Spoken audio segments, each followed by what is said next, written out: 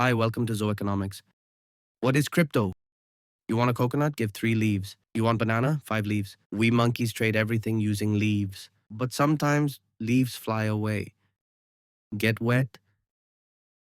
I eat them by mistake. Oops. Now imagine new money. It's digital, no leaf, no paper, just numbers in your phone. That's crypto. It's like invisible leaf money. Every time I send you leaf coins, it writes in a big jungle notebook. This notebook is called blockchain.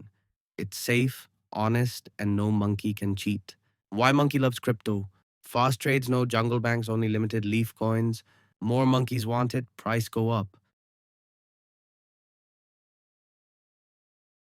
But wait, it's risky.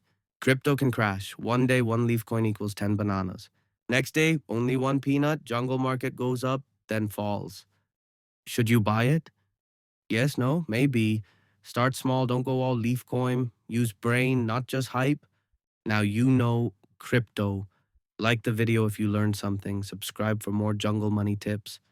Comment, I want leaf coin.